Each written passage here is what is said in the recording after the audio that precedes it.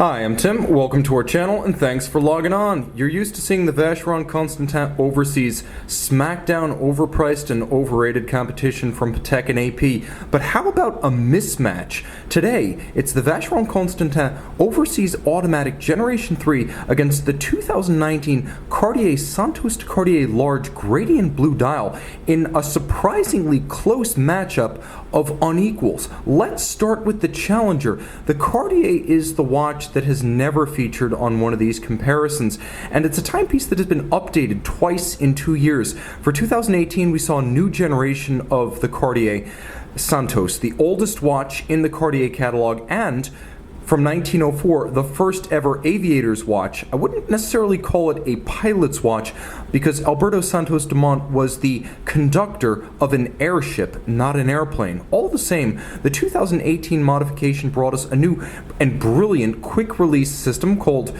Quick Switch, so we can swap out bracelets, and Smart Link, which allows us to size and resize entire bracelets link by link using nothing but our fingernails. We gained a new movement in the Santos series, the MC1847, a soft iron inner cage, 100-meter water resistance, and good reviews all around from the watch community. It's thin, it's fine, it's elegant, it does justice to its patrimony, and for 2019, a change. If there was one modification we wanted to see on the 2018 watch, it was some kind of lume to make the water-resistant automatic stainless steel 2018 a full-featured sports watch.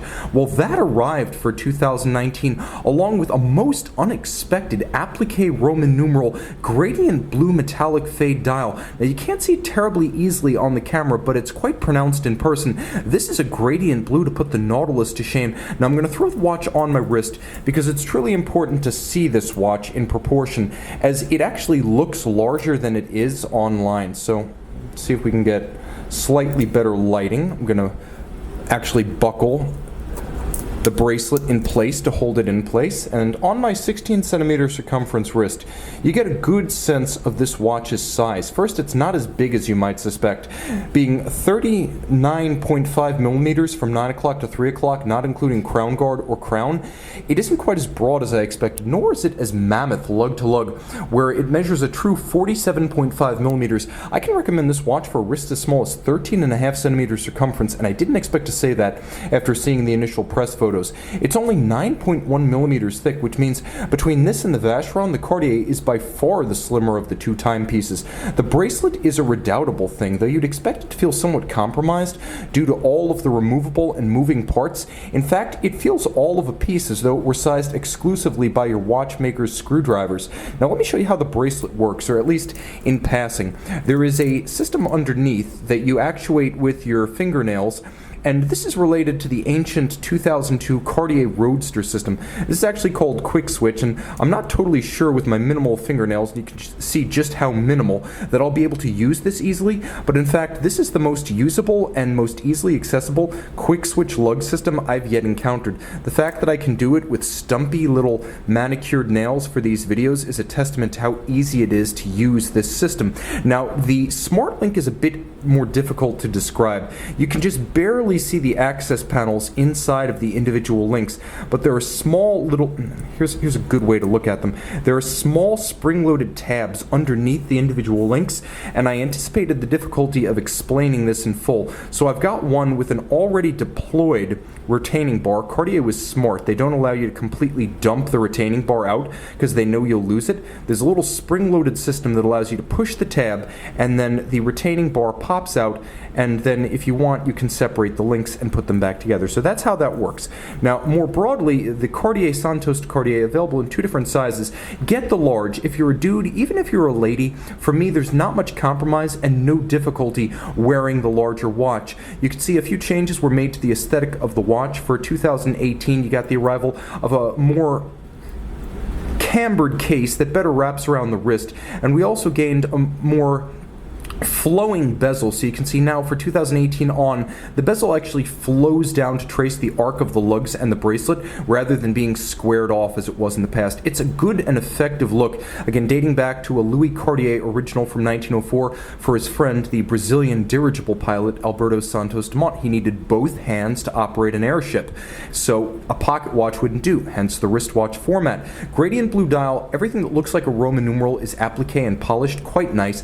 The hands at center, distinct from 2018, which were blued and solid. For 2019 on this model, they're loomed, so you can actually see the watch at night. There's a synthetic spindle, which is basically a blue piece of glass cut to look like a sapphire in the crown. For $6,850, you can't get a real sapphire, but then again, you do get a manufacturer movement MC1847. 23 jewels, 28.8 beat rate, stop seconds, quick set date, 42-hour power reserve, and it actually features a soft iron inner cage, a little bit like a Rolex Milgauss, so it's not only 100 meters water resistant, it's also highly anti-magnetic. A full-service sports watch, and easily the Cartier that I would choose out of the current collection. Now let's jump to the Vacheron. This one you know fairly well. The model was originally launched in 1996 as a 21st century preview of what the 222 of 1977 could have been if it had continued in production. 2004 saw the Generation 2 watch, and 2016 saw the third generation watch that you see right here. So this is the automatic Generation 3. 41 millimeters in stainless steel. I'm going to throw this one on the wrist so you get a sense of it. This watch is chock-a-block with features that were first for the Overseas line. First manufacturer movement, display caseback, brown dial, and first quick release bracelet system. So the watch on my wrist, 16 centimeters in circumference, is significantly larger than the Cartier, though the Cartier is nominally a 39.5 and this is a 41. This timepiece is far larger. It's thicker, for one thing, rather than the Cartier's manageable 9.1 millimeters. This one's actually 11.3 millimeters. Don't get scared, but if you do measure the rigid outcropping of the bracelet at its endpoints, it's actually 57 millimeters across rather than the 47.5 of the Cartier, though the watch does not wear like a 57 millimeter watch across the wrist. I can recommend it for wrists as small as 14.5 centimeters circumference, although the Cartier for sub 14 centimeter wrists is incredibly versatile. Now let's talk a little bit about the bracelet.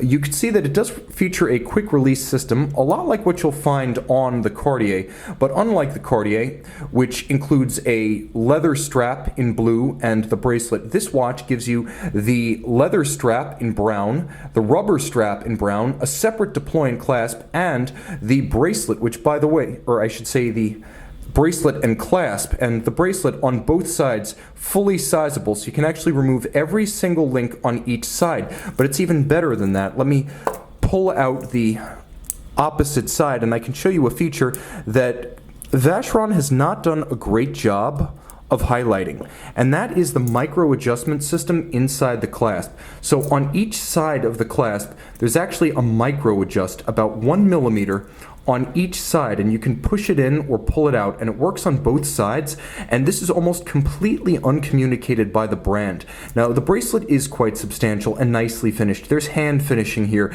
The Cartier bracelet is not hand finished, so you're getting the same degree of hand finish on the bracelet that you get on the Overseas case and movement, and it is a very special component. Again, just like the Cartier, it feels very solid considering all of the moving parts. Now the case of the Vacheron is more elaborate than that of the Cartier. You can see there's a plinth, a sort of circular platform for the Maltese cross-style bezel. There is a lovely bevel that is finished by hand. You can see how it expands from the mid-case and flows over the lug hoods. Satin finished on the top. You can see it's polished on its flanks. And on the case back, you can see Vacheron manufacturer caliber 5100. You get the same beat rate as the Cartier, 28.8. 37 jewels, adjusted in a chronometer style, 5 positions, 60-hour power reserve. You can see a wonderful 22-karat winding mass. It's likely tungsten on the Cartier. Here, it's not just gold, it's 22-karat gold, and it's engraved, not stamped or embossed to create that compass rose pattern. You could see that the Côte de Genève are not only visible because this watch has a display caseback, but they are also perfectly laid down and aligned across the bridges with abrasive wheels, not stamped. You'll note every screw head black polished with a chamfered slot. The cover of the regulator on the balance is black polished. Again, Geneva hallmark standard, not just for the movement itself. You'll also note that the Geneva hallmark is blazoned on the case. The watch water resistant to 150 meters and anti-magnetic to 25,000 ampere per meter. Remember, the ISO standard for an anti-magnetic watch is 4,800 ampere per meter, so going above and beyond. This is a beautifully executed movement. You can see that mirrored anglage or mirrored chamfer on the edge of every bridge. And on the dial side, everything that looks like an applique index is an applique index. No printed features here. Unlike the Cartier, which uses applique steel that's been rhodium plated, these are white gold indices, white gold hands, and white gold Maltese cross. You'll also note the spectacular sunburst brown bronze at the base and a lovely sloping flange along the edge of the dial that adds a depth not found on the Cartier. A beautiful watch inside and out. It features a quick set date, though it does not feature hacking seconds. One refinement, perhaps the only refinement that the Generation 3 Overseas lacks. Now, let's talk about advantages. First, let's talk about the advantages of the Santos. This is a watch that offers absolute value. Consider that if you purchase the Vacheron new for $19,700, that's a watch that sells pre-owned for about $15,500 to $16,500, whereas this one sells for $6,850, and pre-owned it sells for about $6,000. So both in absolute dollars and percentage terms, the Cartier is a better buy and a better store of value relative to what you pay. It also features a fully sizable bracelet that you can size with your fingernails. So on that front, advantage Cartier. Let's talk a little bit about the slim profile of this watch. 9.1 millimeters versus 11.3. It's hard to believe that the Vacheron is that much thicker than the Cartier, but it is. The Cartier is just that much easier to fit underneath the cuff, that much more elegant, and being slender, that much better proportioned for a watch that can pull double duty as a sports watch or dress watch. Let's talk about unrivaled history. Dating back to 1904, this watch is approaching its 120th anniversary. The Overseas, at best, you can claim lineage to the 1977 222.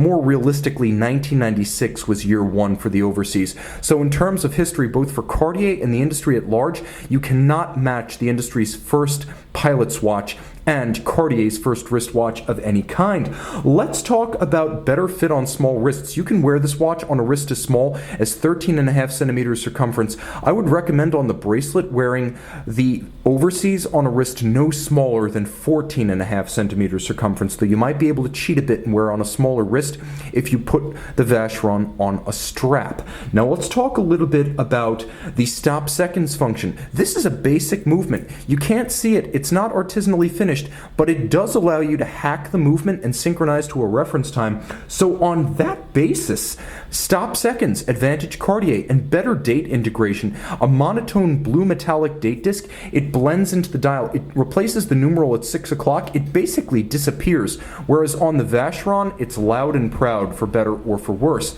Okay, the Cartier definitely punching above its weight. Very impressive. Let's talk about the Vacheron. First things first.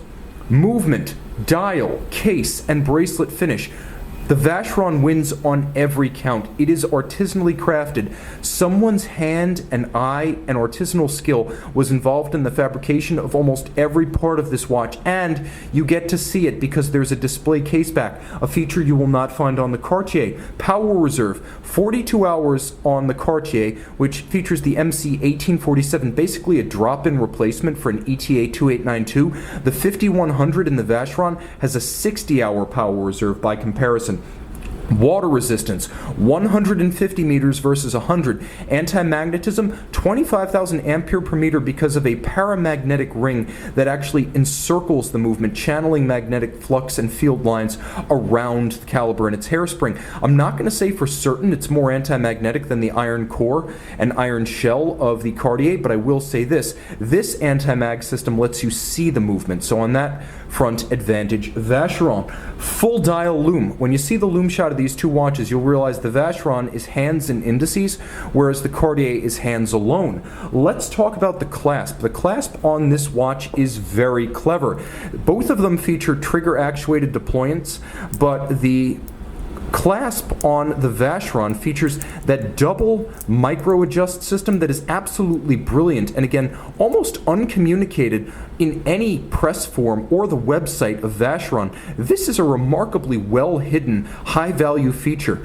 So on that basis, clasp advantage, Vacheron. And finally, I'm going to mention that in a world where it's often said that less is more, I believe the Vacheron is a rare case in which more is more. You pay a lot more, but I think you get that much more proportionally. You want to protect yourself? Buy the Vacheron pre-owned for $15,500 to $16,500. In that range, you can't lose. You'll sell it for what you paid, and you'll enjoy it along the way. The Cartier, a giant killer. If I were budget constrained and cost were an object, I would easily go for this Santos over the Vacheron. But if I'm going to name my dream watch between the two, it's this lovely sunburst brown dial Vacheron Constantin Overseas Generation 3. The winner, not by a knockout in this test, is the Vacheron Constantin. Let me know your choice in the comments below. Cartier Santos, Vacheron Overseas. Santos, Overseas.